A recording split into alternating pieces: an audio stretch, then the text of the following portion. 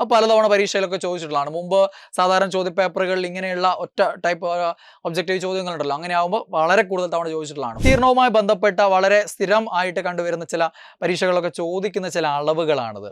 നമ്മൾ വിസ്തീർണമായിട്ട് ബന്ധപ്പെട്ട ഹായ്. അപ്പോൾ നമ്മൾ അടിസ്ഥാന അളവുകളും യൂണിറ്റുകളും കുറേ കാര്യങ്ങൾ മനസ്സിലാക്കിയിട്ടുണ്ട്.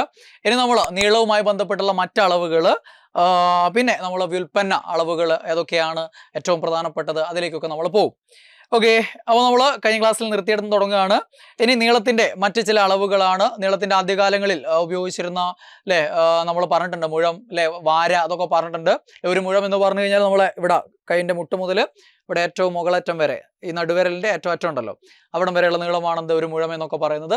അപ്പോൾ അങ്ങനെയുള്ള പല അളവുകളുണ്ട്. യെസ്, അപ്പോൾ അതിൽ പ്രധാനപ്പെട്ട ചിലതാണിത്. ഇതൊക്കെ അറിഞ്ഞിരിക്കേണ്ടതാണ്. ഒരു മൈൽ എന്ന് പറഞ്ഞു കഴിഞ്ഞാൽ 1.6093 കിലോമീറ്റർ ആണ്. 1.6093. ഓക്കെ, സിമ്പിളായിട്ട് പറയുകയാണെങ്കിൽ 1.6. ഓക്കെ, 1.6 കിലോമീറ്റർ ആണ് ഒരു മൈൽ. അപ്പോൾ കിലോമീറ്ററിനേക്കാളും വലിയ യൂണിറ്റ് ആണ് മൈൽ. ഒരു മൈൽ സമം 1.6093 കിലോമീറ്റർ ആണ്. നേരെ തിരിച്ചു പറയുകയാണെങ്കിൽ ഒരു കിലോമീറ്റർ എന്ന് പറഞ്ഞാൽ 0.621 മൈലാണ്. 0.621 മൈലാണെന്ത് ഒരു കിലോമീറ്റർ. അപ്പോൾ അത് തിരിച്ചു മറിച്ചാണ്. ഏതെങ്കിലും ഒന്ന് ഓർമ്മിച്ചിട്ട് മറ്റത് ചെയ്തു നോക്കുക എന്ന് പറഞ്ഞു കഴിഞ്ഞാൽ കുറച്ച് പരീക്ഷകൾ നടക്കുന്ന കാര്യമല്ല. അതുകൊണ്ട് ഏകദേശം സംഖ്യ തന്നെയായിട്ട് തന്നെ ഓർമ്മിക്കുക. ഓക്കെ, ഒരു മൈൽ എന്ന് പറഞ്ഞാൽ 1.6 കിലോമീറ്റർ ആണ് ഒരു മൈൽ. അപ്പോൾ നേരെ തിരിച്ചുള്ളത് എന്തായിരിക്കും? ഒന്നിനേക്കാളും ചെറിയ സംഖ്യ ആയിരിക്കുമല്ലോ. ഒരു കിലോമീറ്റർ എന്ന് പറഞ്ഞാൽ എത്ര മൈലായിരിക്കും? 0.621 മൈലാണ് ഒരു കിലോമീറ്റർ എന്ന് പറഞ്ഞു കഴിഞ്ഞാൽ. ആ ഒരു സാധനം അറിയാം.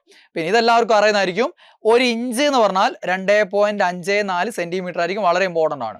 ഒരു ഇഞ്ച് എന്ന് പറഞ്ഞാൽ എത്രയാണ്? 2.5 സെൻറ്റിമീറ്റർ ആണ്. നമ്മൾ സിമ്പിളായിട്ട് പറയും 2.54 സെൻറ്റിമീറ്റർ ആണെന്ത് ഒരു ഇഞ്ച് എന്ന് പറയുന്നത്. ദെൻ ഒരു അടി എന്ന് പറഞ്ഞാൽ എത്ര ഇഞ്ചാണ്? 12 ഇഞ്ചാണ്. ഒരു അടി എന്ന് പറഞ്ഞാൽ 12 ഇഞ്ചാണ്. 12 ഇഞ്ചാണെന്ത് ഒരടി എന്ന് പറയുന്നത്. ഒരു ഇഞ്ച് 2.54 സെൻറ്റിമീറ്റർ അല്ലേ. അപ്പോൾ 12 ഇഞ്ച് എന്ന് പറയുമ്പോൾ ഏകദേശം, അതായത് ഒരടി എന്ന് പറയുമ്പോൾ ഏകദേശം 30.48 അല്ലേ. അതായത് ഏകദേശം 30 കൂടുതൽ വരും, 30 സെൻറ്റിമീറ്ററിൽ കൂടുതൽ വരും എന്നുള്ളത് അറിഞ്ഞിരിക്കുക. ഒരടി 12 ഇഞ്ചാണെന്നുള്ളത് അറിഞ്ഞിരിക്കുക. ഒരു ഇഞ്ച് 2.54 സെൻറ്റിമീറ്റർ ആണ്. ദെൻ ഒരു അടി എന്ന് പറയുന്നത് 12 ഇഞ്ചാണ്. ദെൻ ഒരു വാര എന്ന് പറയുന്നത്, ഇപ്പോൾ നമ്മൾ പണ്ടൊക്കെ ഒരു വാര സോപ്പ് എന്നൊക്കെ പല ആളുകളും പറയാറുണ്ട് അല്ലേ. 3 അടിയാണ് ഒരു വാര എന്ന് പറയുന്നത്. 3 അടിയാണെന്ത് ഒരു വാര. ദെൻ ഒരു ഫാത്തം, അത് ഇമ്പോർട്ടൻ്റ് ആണ്. അത് പലതവണ പരീക്ഷയിലൊക്കെ ചോദിച്ചിട്ടുള്ളതാണ്. മുമ്പ് സാധാരണ ചോദ്യപേപ്പറുകളിൽ ഇങ്ങനെയുള്ള ഒറ്റ ടൈപ്പ് ഒബ്ജക്റ്റീവ് ചോദ്യങ്ങളുണ്ടല്ലോ, അങ്ങനെ ആകുമ്പോൾ വളരെ കൂടുതൽ തവണ ചോദിച്ചിട്ടുള്ളതാണ്. ഫാത്തോമീറ്റർ, സമുദ്രത്തിന്റെ ആഴം അളക്കാൻ ഉപയോഗിക്കുന്ന, ആഴം എന്ന് പറഞ്ഞാൽ ദൂരം തന്നെയല്ലേ. യെസ്, അത് ഫാത്തോമീറ്റർ ഉപകരണം. അപ്പോൾ ഫാത്തം എന്ന് പറഞ്ഞു കഴിഞ്ഞാൽ എന്താണ്? ദൂരത്തിന്റെ യൂണിറ്റ് ആണ്, അല്ലെങ്കിൽ നീളത്തിന്റെ യൂണിറ്റ് ആണ്. ഒരു ഫാത്തം എന്ന് പറഞ്ഞാൽ 6 അടിയാണ്. ഓക്കെ, അത് ഓർത്ത് വെക്കുക. ഒരു ഫാത്തം 6 അടിയാണ്. ദെൻ ഒരു ചെയിൻ, വൺ ചെയിൻ അല്ലെങ്കിൽ വൺ ചങ്ങല അല്ലെ. ഒരു ചെയിൻ എന്ന് പറയുന്നത് എത്രയാണ്? 66 അടിയാണ്. ദെൻ ഒരു ഫർലോങ് എന്ന് പറയുന്നത് 660 അടിയാണ്. ഇതൊന്നും പിന്നെ അങ്ങനെ ചോദിച്ചിട്ടില്ല. പിന്നെ പഠിക്കുമ്പോൾ നമ്മൾ ആ ഒരു ടോപ്പിക് ഫുള്ളും കവർ ചെയ്യുക എന്നുള്ളത് തന്നെയാണ്. അല്ലാതെ പിന്നെ അങ്ങനെ എന്തെങ്കിലും ചോദ്യങ്ങൾ വന്നു കഴിഞ്ഞാൽ പിന്നെ പെട്ടുപോകരുത്. കൂട്ടത്തിൽ ശരിയല്ലാത്തത് എന്നൊക്കെ പറഞ്ഞിട്ട് ഇങ്ങനെ ഏതെങ്കിലുമൊക്കെ ചോദിച്ചു കഴിഞ്ഞാൽ പെട്ടുപോകും. അതുകൊണ്ട് ടോപ്പിക് കംപ്ലീറ്റ് ചെയ്യുമ്പോൾ അത് കംപ്ലീറ്റ് ആക്കുക എന്നുള്ളത് തന്നെയാണ്. അപ്പോൾ ഒരു ചെയിൻ എന്ന് പറഞ്ഞു കഴിഞ്ഞാൽ 66 അടിയാണ്. ഒരു ഫർലോങ് എന്ന് പറയുന്നത് 660 അടിയാണ് ഒരു ഫർലോങ് എന്ന് പറയുന്നത്. ഓക്കെ, അപ്പോൾ ഇത്രയും മറ്റ് പ്രധാനപ്പെട്ട അളവുകൾ നീളം അല്ലെങ്കിൽ ദൂരവുമായി ബന്ധപ്പെട്ടത്. ഓക്കെ, നീളം ഇൻറ്റു നീളം, അതാണല്ലോ വിസ്തീർണം എന്ന് പറയുന്നത് അല്ലേ.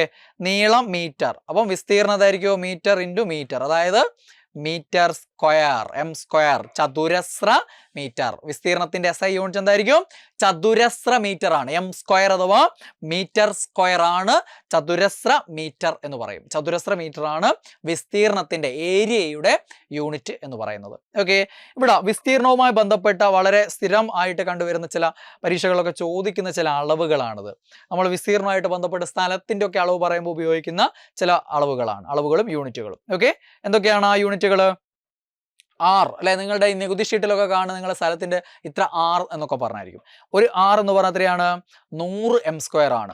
100 ചതുരശ്ര മീറ്റർ ആണ്. 100 ചതുരശ്ര metre. Okay, 100 M square. 100 M square ആണെന്ത് 1 ആർ എന്ന് പറയുന്നത്. 100 എം സ്ക്വയർ, അതായത് 10 മീറ്റർ നീളം, 10 മീറ്റർ വീതി അല്ലെ. 10 × 10 100 എം സ്ക്വയർ. ഇതാണ് 10 മീറ്റർ നീളവും 10 മീറ്റർ വീതിയുള്ള ആ ഒരു ഏരിയ, അതാണ് ഒരു ആർ ഏരിയ എന്ന് പറയുന്നത്. 100 m² ആണ്, 100 മീറ്റർ സ്ക്വയർ. ഇനി ഒരു ഹെക്ടർ എന്ന് പറഞ്ഞാൽ 100 ആറാണ്. ഓക്കെ, ഒരു ആർ എന്ന് പറഞ്ഞാൽ 100 മീറ്റർ സ്ക്വയർ, 100 ചതുരശ്ര മീറ്റർ ആണ് ഒരു ആർ. 100 ആറാണ് ഒരു ഹെക്ടർ. ഓർമ്മിക്കണേ, ഇതൊക്കെ സ്ഥലത്തിന്റെ അളവുകൾ പറയുന്നതാണ്, ആറും ഹെക്ടറും സെന്റും ഒക്കെ. ഓക്കെ, ഒരു ഹെക്ടർ എന്ന് പറഞ്ഞാൽ 100 ആറാണ് എന്ത്, ഒരു ഹെക്ടർ. ദെൻ ഒരു സെന്റ് സ്ഥലം എന്ന് പറഞ്ഞാൽ എന്താണ്, 40.47 m² ആണ്. ഒരു ആർ എന്ന് പറഞ്ഞാൽ 100 m² ആണെന്ന് പറഞ്ഞില്ലേ, അതേപോലെ ഒരു സെന്റ് എന്ന് പറഞ്ഞാൽ എത്രയാണ്, 40.47. ഓക്കെ, 40.5 m² ആണ്, ഏകദേശം 40.5 m² ആണ് എന്ത്, ഒരു സെന്റ് എന്ന് പറയാം. 40 ആ സംഖ്യ എന്ന് ഓർമ്മിച്ചേ. ഒരു സെന്റ് എന്ന് പറഞ്ഞാൽ 100 m² അല്ല, 100 m² എന്ന് പറഞ്ഞാൽ ഒരു ആറാണ്. ഓക്കെ, യെസ്, ഒരു സെന്റ് എന്ന് പറഞ്ഞാൽ 40.47 m² ആണ്, 40.47. അതുകൊണ്ട് തന്നെ അത് വളരെ ഇമ്പോർട്ടൻ്റ് ആണ്. സെന്റ് ആണ് നമ്മൾ ഏറ്റവും വ്യാപകമായിട്ട് സ്ഥലത്തെയൊക്കെ സൂചിപ്പിക്കാൻ ഉപയോഗിക്കുക, അല്ലെ, സ്ഥലത്തിന്റെ വിസ്തീർണം പറയാൻ ഏറ്റവും കൂടുതൽ നമ്മൾ യൂസ് ചെയ്യുന്ന യൂണിറ്റും ആണ്. ദെൻ ഏക്കർ, ഇതിന്റെ വലിയ യൂണിറ്റ് ആണ്. 100 സെന്റ് ആണെന്ത്, ഒരു ഏക്കർ. ഓക്കെ, 100 ആറിന് നമ്മൾ ഒരു ഹെക്ടർ എന്ന് പറഞ്ഞില്ലേ, ഹെക്ടാർ, 100 ആറാണ് ഒരു ഹെക്ടർ. ഓക്കെ, അതേപോലെ 100 സെന്റ് ആണെന്ത്, ഒരു ഏക്കർ സ്ഥലം. ഒരു ഏക്കർ സ്ഥലം എന്ന് പറഞ്ഞാൽ എത്ര സെന്റ് സ്ഥലം ഉണ്ടെന്നാണ്, 100 സെന്റ് സ്ഥലം ഉണ്ട് എന്നുള്ളതാണ് ഒരു ഏക്കർ സ്ഥലം എന്നുകൊണ്ട് ഉദ്ദേശിക്കുന്നത്. ഓക്കെ, ഇനി ഈ ആറും സെന്റും തമ്മിലുള്ള ബന്ധാണ് കൊടുത്തത്. ഒരു ആർ സമം എത്ര സെന്റ് വരും, ഏകദേശം 2.47 സെന്റ് വരും. നിങ്ങളുടെ നികുതി ഷീറ്റിൽ വില്ലേജ് നദി എഴുതുക ആർ കണക്കിനാണ്, അല്ലെ, അവർ സെന്റ് അല്ല എഴുതുക, അവർ ആറെന്നാണ് എഴുതുക. ഒരു ആറ് അല്ലെങ്കിൽ 2 ആറ് അല്ലെങ്കിൽ 3 ആറ് അല്ലെങ്കിൽ 10 ആറ് എന്നൊക്കെയാണ് എഴുതുക. നിങ്ങളൊക്കെ ഫ്യൂഡൽ പ്രഭുക്കന്മാരാണ്, അതുകൊണ്ട് ഇഷ്ടം പോലെ ഏക്കർ കണക്കിനൊക്കെ ആയിരിക്കും, അല്ലെ. യെസ്, അപ്പോൾ ഒരു ആർ എന്ന് പറഞ്ഞാൽ 2.47 സെന്റ് ആണ്. ദെൻ ഒരു ഹെക്ടർ എന്ന് പറഞ്ഞാൽ എത്ര വരും, 2.47 ഏക്കറാണ്. ഓക്കെ, ഇവിടെ നമ്മൾ ഒരു ഹെക്ടർ 100 ആറെന്ന് പഠിച്ചില്ലേ. ഓക്കെ, ഒരു ആർ എന്ന് പറഞ്ഞാൽ 2.47 സെന്റ് അല്ലേ ഒരു ആർ എന്ന് പറഞ്ഞാൽ. അപ്പൊ 100 ആർ എന്ന് പറയുമ്പോൾ 100 × 2.47 വരൂലേ. യെസ്, അപ്പോൾ ഒരു ഹെക്ടർ എന്ന് പറഞ്ഞാൽ 2.47 ഏക്കറാണ്. ഓക്കെ, യെസ്, അപ്പം ആ ഒരു കാര്യങ്ങൾ അറിഞ്ഞിരിക്കുക. ഒരു ഏക്കർ എന്ന് പറഞ്ഞാൽ 100 സെന്റ് അല്ലേ. യെസ്, അപ്പം ഒന്നുകിൽ ഒരു ഹെക്ടർ എന്ന് പറഞ്ഞാൽ 2.47 ഏക്കറാണെന്ന് പറയാം. ഒരു ഏക്കർ എന്ന് പറഞ്ഞാൽ 100 സെന്റ് ആണ്. ഓക്കെ, അപ്പൊ സെന്റ് പറയുമ്പോൾ ഇതിനെ 100 കൊണ്ട് ഗുണിക്കും, 247 വരും, അല്ലേ. യെസ്, അപ്പോൾ ഇത്രയും കാര്യങ്ങൾ ഇവിടെ ഇതുമായിട്ട് ബന്ധപ്പെട്ട സ്ഥലത്തിന്റെ വിസ്തീർണവുമായി ബന്ധപ്പെട്ടുള്ള കാര്യങ്ങൾ ഓർത്ത് വെക്കാൻ ശ്രമിക്കുക. ഒന്നുകൂടെ ഒന്ന് നോട്ട്സിൽ എഴുതി വെക്കുക, എന്നിട്ട് ഒന്നുകൂടെ ഉറപ്പിച്ചെടുക്കുക. ഇതൊക്കെ ആ രീതിയിൽ ഉറപ്പിക്കാൻ പറ്റുള്ളൂ. ഒരു സുപ്രഭാതത്തിൽ ഒറ്റയടിക്ക് ഇതാണെന്ന് പറഞ്ഞു കഴിഞ്ഞാൽ കിട്ടുന്ന സാധനം അല്ല ഇത്. ഓക്കെ, പണ്ടേ നമ്മൾ കണക്കും കൂട്ടിയും പറഞ്ഞുമൊക്കെ പരിചയപ്പെട്ടിട്ട് മനസ്സിൽ ഉറച്ചു പോകേണ്ട അളവുകളാണ്. Okay, yes. ഇനി മീറ്റർ ഇൻറ്റു മീറ്റർ നമ്മൾ പറഞ്ഞു ഏരിയ. ദെൻ വോള്യം അഥവാ വ്യാപ്തം എന്ന് പറഞ്ഞാൽ എന്താണ്, നിങ്ങൾ മാത്സ് ചെയ്യുന്ന LBH, length into breadth into height അല്ലേ. അപ്പം ലെങ്ത് എന്ന് പറഞ്ഞാൽ നീളം തന്നെ മീറ്റർ, ബ്രെഡ്ത്ത് എന്ന് പറഞ്ഞാലും നീളം തന്നെയല്ലേ യഥാർത്ഥത്തിൽ മീറ്റർ, ഹൈറ്റ് എന്ന് പറഞ്ഞാലും അത് നീളം തന്നെയല്ലേ മീറ്റർ. അപ്പം മീറ്റർ ഇൻറ്റു മീറ്റർ ക്യൂബ് അഥവാ ഘനമീറ്റർ. മീറ്റർ ക്യൂബ് അഥവാ ഘനമീറ്റർ ആണ് എന്ത്, വ്യാപ്തത്തിന്റെ വോള്യത്തിന്റെ SI യൂണിറ്റ്. ഘനമീറ്റർ അഥവാ മീറ്റർ ക്യൂബ് ആണ്. ഓക്കെ, അവിടെ വോള്യവുമായി ബന്ധപ്പെട്ടുള്ള ചില അളവുകളാണ് ഇത്. ഒരു ലിറ്റർ അല്ലെ, നമ്മൾ വ്യാപ്തമൊക്കെ പറയുമ്പോൾ ദ്രാവകങ്ങളുടെയൊക്കെ വ്യാപ്തം പറയുമ്പോൾ ലിറ്ററിലാണ് പറയാം. ഒരു ലിറ്റർ എന്ന് പറഞ്ഞാൽ 1000 മില്ലി ലിറ്റർ ആണ്. 1000 മില്ലി ലിറ്റർ ആണ് എന്ത്, ഒരു ലിറ്റർ എന്ന് പറയുന്നത്. ഓക്കെ, 1000 മില്ലി ലിറ്റർ ആണ് ഒരു ലിറ്റർ എന്ന് പറയുന്നത്. 10 സെന്റിമീറ്റർ നീളവും 10 സെന്റിമീറ്റർ വീതിയും 10 സെന്റിമീറ്റർ ഉയരവുമുള്ള, അല്ലെ, അതിൽ ഉൾക്കൊള്ളാൻ കഴിയുന്ന വ്യാപ്തം, അതാണെന്ത് ഒരു ലിറ്റർ എന്നതുകൊണ്ട് ഉദ്ദേശിക്കുന്നത്. 1000 സെന്റിമീറ്റർ ക്യൂബ്, 1000 സെന്റിമീറ്റർ ക്യൂബ് ആണ് ഒരു ലിറ്റർ എന്ന് പറയുന്നത്. ഓക്കെ, 1000 സെന്റിമീറ്റർ ക്യൂബ് ആണ്. യെസ്. ദെൻ 1 ഗാലൺ എന്ന് പറഞ്ഞു കഴിഞ്ഞാൽ ഇതൊന്നും അറിഞ്ഞിരിക്കണേ. 1 ഗാലൺ, ഒരു ഗാലൺ അല്ലെ, വലിയ വീപ്പകളിലൊക്കെ പറയുമ്പോൾ അതിന് ഗാലനിലാണ് നമ്മൾ അളവ് പറയുക. 1 ഗാലൺ എന്ന് പറയുമ്പോൾ 4.546 ലിറ്റർ ആണ്. 4.5 റൗണ്ട് ചെയ്യാം, 4.5 ലിറ്റർ ആണെന്ന് ഓർമ്മിക്കുക. 1 ഗാലൺ 4.546, 4 നടുവിൽ ഇപ്പുറം 5 ഇപ്പുറം 6. ഓക്കെ, യെസ്, 4.546 ലിറ്റർ ആണ് 1 ഗാലൺ എന്ന് പറയുന്നത്. അതൊക്കെ വ്യാപ്തത്തിന്റെ അളവുകളാണ്. ദെൻ എണ്ണവുമായി ബന്ധപ്പെട്ട ചില യൂണിറ്റുകൾ അല്ലെങ്കിൽ അളവുകൾ പരീക്ഷ ചോദിക്കാറുണ്ട്. അതിൽ വരുന്നതാണ് ഈ സാധനങ്ങൾ. അതൊക്കെ പരീക്ഷയിൽ പലതവണ വന്നിട്ടുള്ള സാധനങ്ങൾ കൂട്ടിച്ചേർത്തും അതിൻ്റെ കൂടെ മറ്റു ഫാക്ട്സുകൾ കൂട്ടിച്ചേർത്താണ് ഞാൻ ഓരോ കാര്യങ്ങളും നിങ്ങൾക്ക് തരുന്നത്. ഒരു ജോഡി എല്ലാവർക്കും അറിയാം 2 എണ്ണമാണ്. ഒരു ഡസൻ എല്ലാവർക്കും അറിയാം 12 എണ്ണമാണ് അല്ലെ. ഒരു ഡസൻ എന്ന് പറയുമ്പോൾ എത്രയാണ്? 12 ആണ്. ഒരു സ്കോർ എന്ന് പറയുമ്പോൾ എത്രയാണ്? 20 ആണ്. 1 സ്കോർ എന്ന് പറഞ്ഞാൽ എത്രയാണ്? 20 എണ്ണത്തിനാണ് ഒരു സ്കോർ എന്ന് പറയുക. ദെൻ ഒരു ക്വയർ എന്ന് പറഞ്ഞാൽ 24 എണ്ണമാണ്. 1 ക്വയർ. ഓക്കെ, ഒരു ക്വയർ എന്ന് പറയുന്നത് എത്ര എണ്ണമാണ്? 24 എണ്ണമാണെന്ത് ഒരു ക്വയർ എന്ന് പറയുന്നത്. ദെൻ ഒരു ഗ്രോസ് എന്ന് പറയുന്നത് 144 എണ്ണമാണ്. ഒരു ഗ്രോസ് 1 ഗ്രോസ് 144 എണ്ണം, അതായത് 12 ഡസൻ. ഒരു ഡസൻ 12 എണ്ണം, ഒരു ഡസൻ 12 എണ്ണം. അതേപോലെ 12 ഡസൻ എന്ന് പറയുമ്പോൾ 12ന്റെ സ്ക്വയർ 144. ഒരു ഗ്രോസ് എന്ന് പറയുന്നത് 144 എണ്ണമാണെന്ത് ഒരു ഗ്രോസ് എന്ന് പറയുന്നത്. ഒരു റീം എന്ന് പറയുന്നത് 1 റീം, പേപ്പറിന്റെ കാര്യം പറയാറില്ലേ, ഒരു റീം. യെസ്, എത്രയാണ്? 500 എണ്ണമാണ് ഒരു റീം എന്ന് പറയുന്നത്. അപ്പോൾ ഇത്രയും സംഖ്യകൾ എണ്ണവുമായി ബന്ധപ്പെട്ട് ഉപയോഗിക്കുന്ന ചില യൂണിറ്റുകളാണ്. ഒരു ജോഡി 2 എണ്ണം, ഒരു ഡസൻ 12 എണ്ണം, ഒരു സ്കോർ 20 എണ്ണം, ഒരു ക്വയർ 24 എണ്ണം, ഒരു ഗ്രോസ് എന്താണ് 144 എണ്ണമാണ്. ദെൻ ഒരു റീം എന്ന് പറഞ്ഞു കഴിഞ്ഞാൽ 500 എണ്ണമാണ്. ഓക്കെ, ഇനി അപ്പൊ നീളവുമായി ബന്ധപ്പെട്ടുള്ള കാര്യങ്ങളൊക്കെ നമ്മൾ പറഞ്ഞു കഴിഞ്ഞു. ദെൻ ഫണ്ടമെന്റൽ യൂണിറ്റ്സിൽ വരുന്ന അടുത്തത് എന്താണ്? പിണ്ഡം, മാസ് അഥവാ പിണ്ഡത്തിന്റെ കിലോഗ്രാം ആണ്. എന്താണ്? മാസ് അഥവാ പിണ്ഡത്തിന്റെ SI യൂണിറ്റ് എന്താണ്? കിലോഗ്രാം. അതിന്റെ ചെറിയ യൂണിറ്റുകളായിട്ട് ഗ്രാം, മില്ലിഗ്രാം മുതലായിട്ടുള്ള യൂണിറ്റുകൾ ഉണ്ട്. ഓക്കെ, SI യൂണിറ്റ് എന്താണ്? കിലോഗ്രാം ആണ്. ഒരു കിലോഗ്രാം എന്ന് പറഞ്ഞാൽ 1000 ഗ്രാം ആണ്. ഒക്കെ നമുക്കറിയുന്നതാണ്. 10⁻³ അല്ലെ, 10⁻³ ഗ്രാം ആണെന്ത്? യെസ്, ഒരു കിലോഗ്രാം എന്ന് പറയുന്നത് 10⁻³ ഗ്രാം ആണ്. 1000 ഗ്രാം ആണ് ഒരു കിലോഗ്രാം. ഇനി ഈ രണ്ടെണ്ണം അറിഞ്ഞിരിക്കും, ഒരു കിൻഡലും ടണ്ണും. ഒരു കിൻഡൽ എന്ന് പറഞ്ഞാൽ 100 കിലോയും, ഒരു ടൺ എന്ന് പറഞ്ഞാൽ 1000 കിലോയാണ്. ഒരു കിൻഡൽ 100 കിലോ, ഒരു കിൻഡൽ എന്ന് പറഞ്ഞാൽ 100 കിലോ. ഒരു ടണ്ണ് എന്ന് പറയുമ്പോൾ 1000 കിലോ ആണ്. കിൻഡൽ 100 കിലോ, ടണ്ണ് 1000 കിലോ. ഓർമ്മിക്കാൻ പറ്റൂലേ? യെസ്, കിൻഡൽ കണക്ക് ഇടിയുടെ ശക്തിയൊക്കെ നമ്മൾ പറയില്ല, വെറുതെ ഇടിക്കുന്ന സമയത്തൊക്കെ കിൻഡലിൻ്റെ ഇടിയാ നോക്കുക. ഓക്കെ, അതിനേക്കാളും വലുതാണ് ടൺ കണക്ക് കേട്ടോ. ഓക്കെ, അത് രണ്ടും ഓർമ്മിച്ച് വെക്കണേ. കിൻഡൽ 100 കിലോ, ദെൻ ടൺ എത്രയാണ്? 1000 കിലോ ആണ്. ദെൻ ഔൺസ് അല്ലെ, മാസ് പിണ്ഡം അളക്കാൻ ഉപയോഗിക്കുന്ന മറ്റൊരു യൂണിറ്റ് ആണ് ഔൺസ്. 28.3 ഗ്രാം ആണ് 1 ഔൺസ് എന്ന് പറയുന്നത്. 28.3 ഗ്രാം ആണ് ഒരു ഔൺസ് എന്ന് പറയുന്നത്. ഒരു ഔൺസ്, 1 ഔൺസ് എന്ന് പറഞ്ഞാൽ 28.3 gram. Okay, then 1 Troy ounce. ചില സ്വർണം, വെള്ളി, പ്ലാറ്റിനം പോലെയുള്ള കുലീന ലോഹങ്ങളുടെ ഒക്കെ മാസ് അളക്കാൻ ഉപയോഗിക്കുന്നതാണെന്ന് ട്രോയ് ഔൺസ് എന്ന് പറയുന്നത്.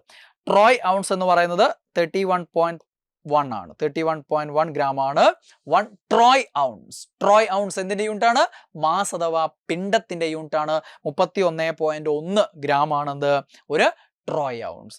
Then pound, British unit. നമ്മൾ FPS സിസ്റ്റത്തിൽ പൗണ്ട് അല്ലായിരുന്നോ? അവിടെ മാസിന്റെ യൂണിറ്റ് പൗണ്ട് അല്ലേ? അപ്പോൾ മാസിന്റെ യൂണിറ്റ് ആണ് എന്ത്? പൗണ്ട്. അപ്പോൾ ഇതൊക്കെ എന്തിന്റെ യൂണിറ്റുകളാ? മാസിന്റെ യൂണിറ്റുകളാണ്. ഒരു പൗണ്ട് എന്ന് പറഞ്ഞാൽ 453.5 ഗ്രാം ആണ്. 453.5 ഗ്രാം ആണ് എന്ത് ഒരു പൗണ്ട് എന്ന് പറയുന്നത്. അപ്പോൾ ഇതൊക്കെ മാസ് അഥവാ പിണ്ഡത്തിന്റെ യൂണിറ്റുകളാണ്. ഇതിൽ പ്രധാനപ്പെട്ടത് ഒരു കിൻഡൽ 100 കിലോ, ഒരു ടൺ എത്രയാണ്? 1000 കിലോ. പിന്നെ ഔൺസ്, ട്രോയ് ഔൺസ്, പൗണ്ട് ഇതൊക്കെ മാസിന്റെ യൂണിറ്റുകളാണെന്ന് ഓർമ്മിക്കുക. ഇതിൽ ട്രോയ് ഔൺസ് ഒക്കെ പരീക്ഷ ചോദിച്ചിട്ടുണ്ട് മുമ്പ്. ഒരു ട്രോയ് ഔൺസ് എന്ന് പറഞ്ഞാൽ 31.1 ഗ്രാം ആണ്. അപ്പം നീളം മീറ്റർ, മാസ് കിലോഗ്രാം. ഇനി സമയത്തിന്റെ യൂണിറ്റ് എന്താണ്?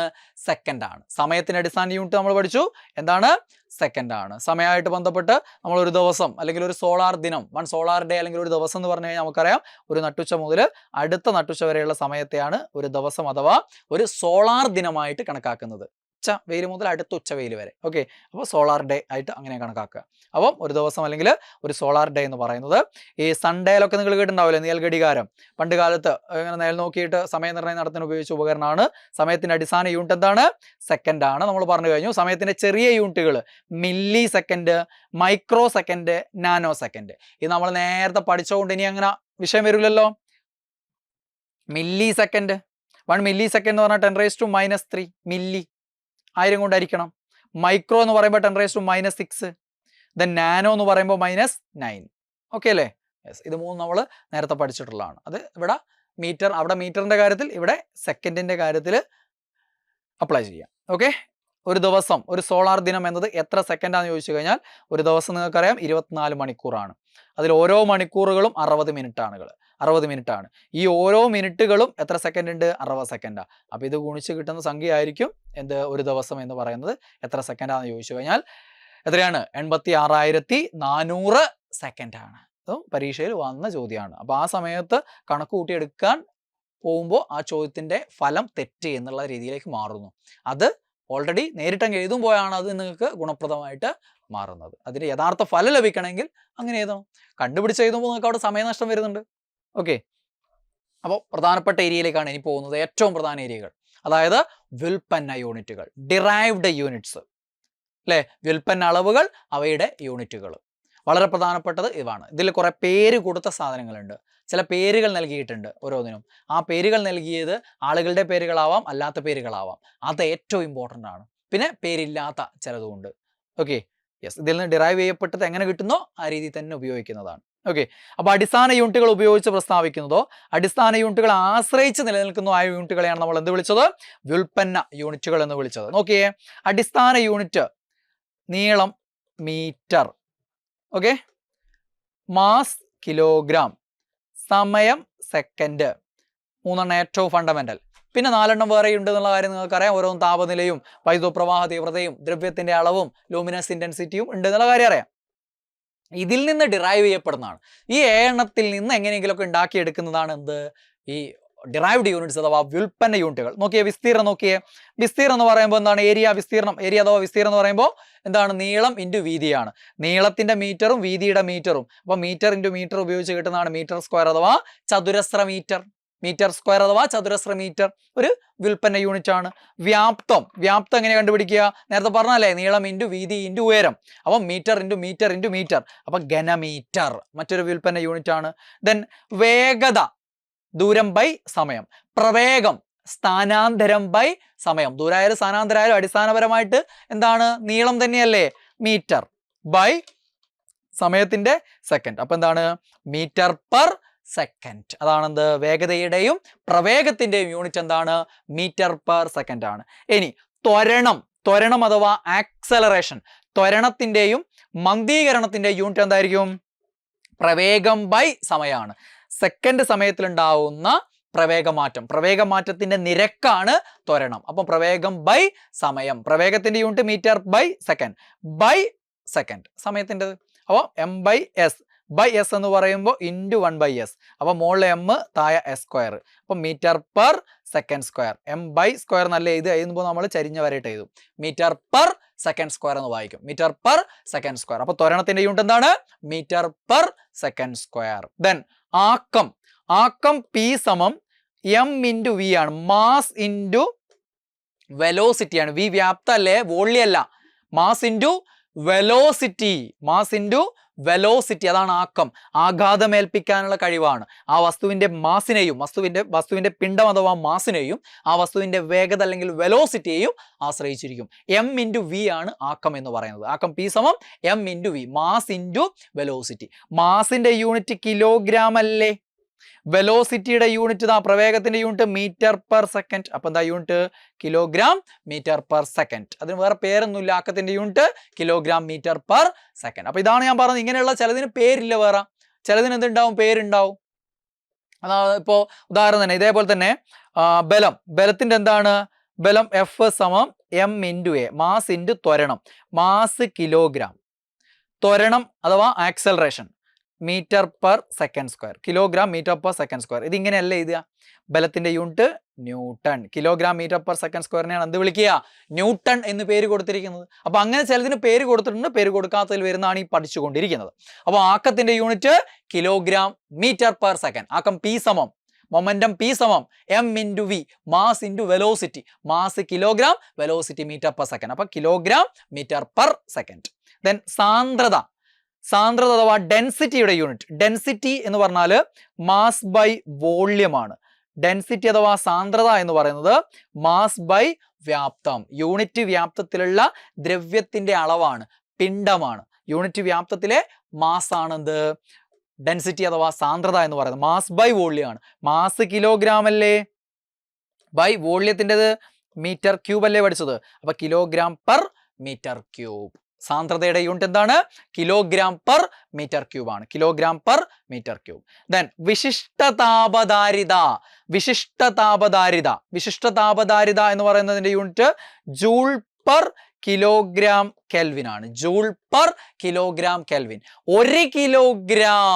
ഒരു കിലോഗ്രാം പദാർത്ഥത്തിന്റെ താപനില, ഒരു കിലോഗ്രാം പദാർത്ഥത്തിന്റെ താപനില 1 കെൽവിൻ ഉയർത്താൻ ആവശ്യമായ താപത്തിന്റെ അളവാണ്. താപത്തിന്റെ അളവ് joule.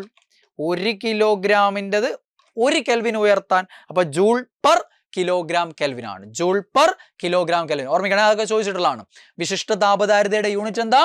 Joule per kilogram kelvin. അതായത് പ്രത്യേകം പേരില്ലാത്തതിന്റെ കൂട്ടത്തിൽ ഇമ്പോർട്ടൻ്റ് ആയ ഒന്നാണ് വിശിഷ്ട താപധാരിത, joule per kilogram kelvin. Okay.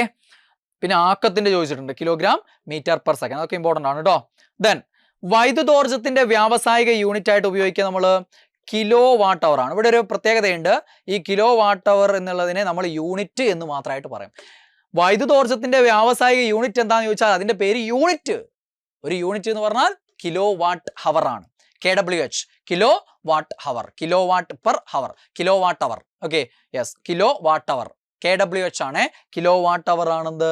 വൈദ്യുതോർജ്ജത്തിന്റെ വ്യാവസായിക യൂണിറ്റ്. KWH ആണ്.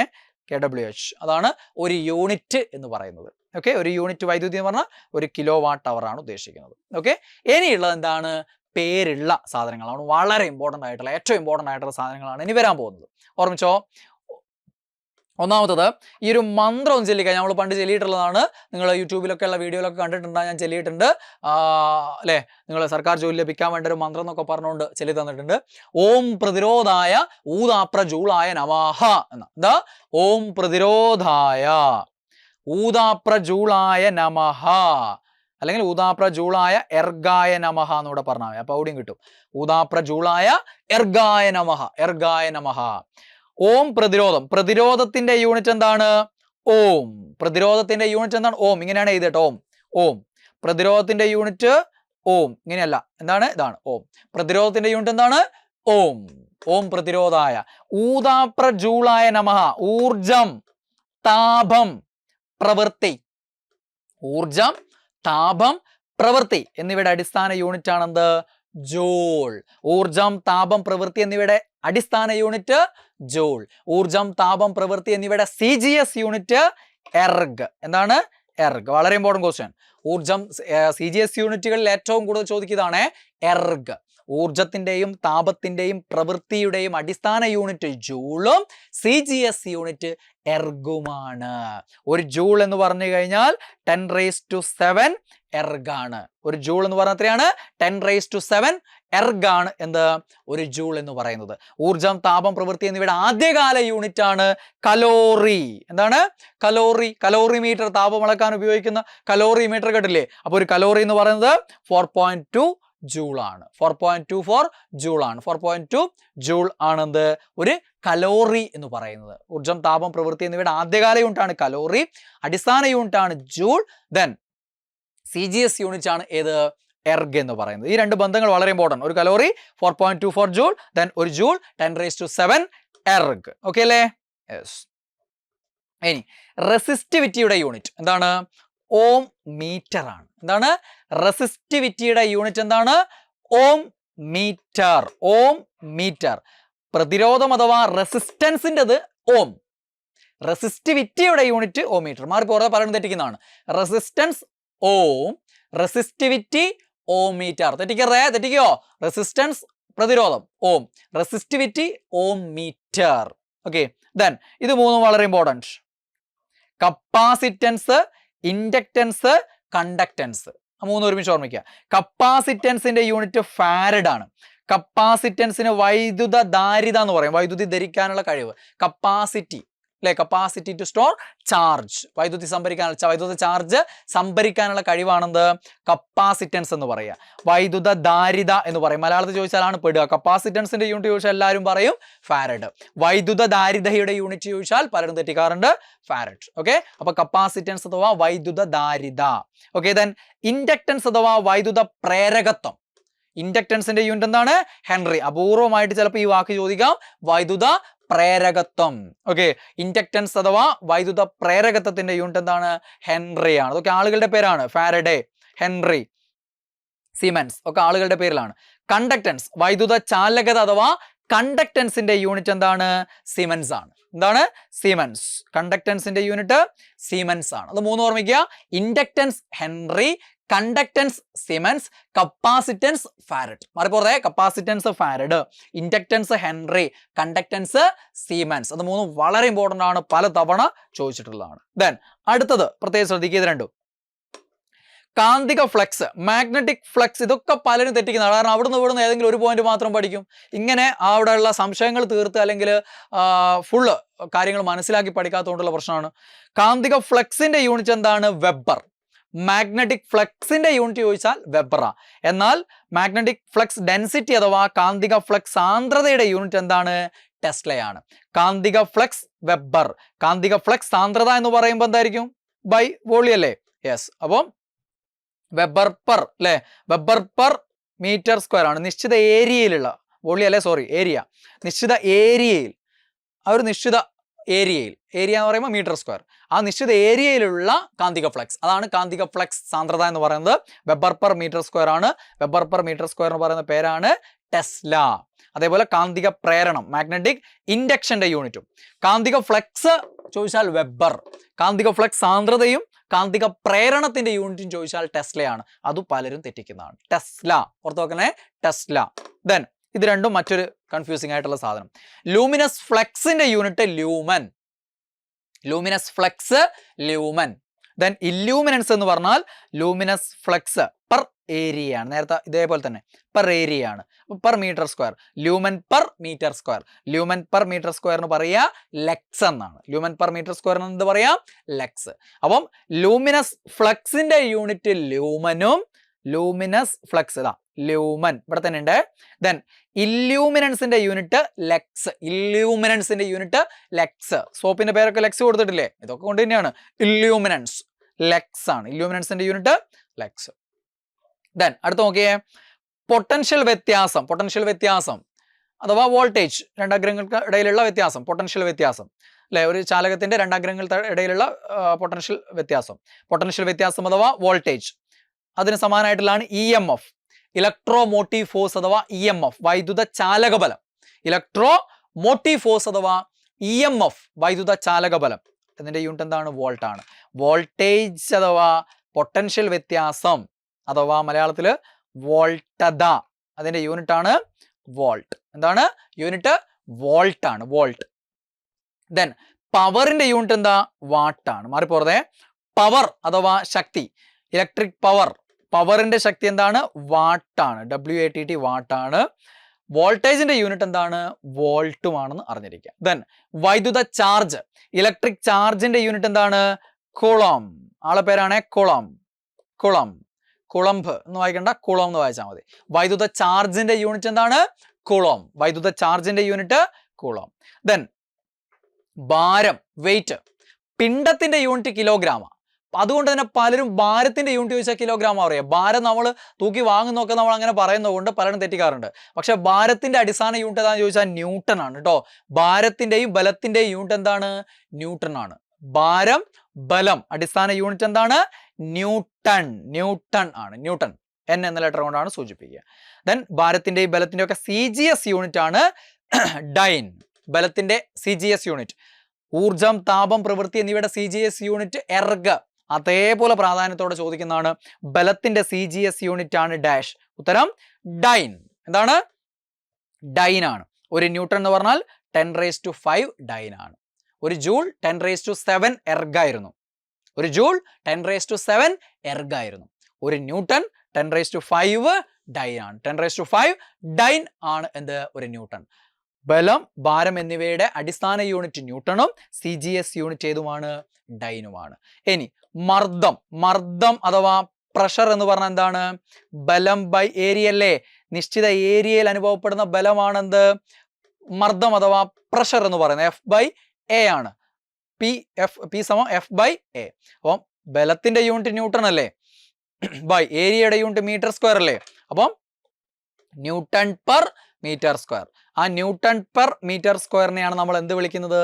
പാസ്കൽ എന്ന് പറയുന്നത്. മർദ്ദത്തിന്റെ അടിസ്ഥാന യൂണിറ്റ് ഏതാണെന്ന് ചോദിച്ചു കഴിഞ്ഞാൽ പാസ്കൽ ആണ്. മർദ്ദത്തിന്റെ അടിസ്ഥാന unit Pascal. Pascal. Okay. Bar, Tor, bar, Tor, ATM atmospheric pressure, ഇതൊക്കെ എന്താണ്? മർദ്ദത്തിന്റെ മറ്റ് ചില യൂണിറ്റുകൾ ആണ്. ഓക്കെ, അറിഞ്ഞിരിക്കണേ. ടോറിസെല്ലി, ബാരോമീറ്റർ കണ്ടുപിടിച്ച ആരാ? ടോറിസെല്ലിയാണ്. ടോറ്, ബാർ, ATM ഇതൊക്കെ എന്തിന്റെ യൂണിറ്റുകൾ തന്നെയാണ്? മർദ്ദത്തിന്റെ മറ്റ് ചില യൂണിറ്റുകളാണ്. മർദ്ദത്തിന്റെ CGS യൂണിറ്റ് ഏതാണെന്ന് ചോദിച്ചു കഴിഞ്ഞാൽ എന്താണ്? ഡൈൻ പെർ സെന്റിമീറ്റർ സ്ക്വയർ ആണ്. Dyne per centimetre square. അതായത് ബലത്തിന്റെ CGS യൂണിറ്റ് ഡൈൻ അല്ലേ? അപ്പൊ ഡൈൻ പെർ സെന്റിമീറ്റർ സ്ക്വയർ ആണ് മർദ്ദത്തിന്റെ CGS യൂണിറ്റിന്. പ്രത്യേകം പേരില്ലാത്തതുകൊണ്ട് അങ്ങനെ ചോദിക്കാറില്ല.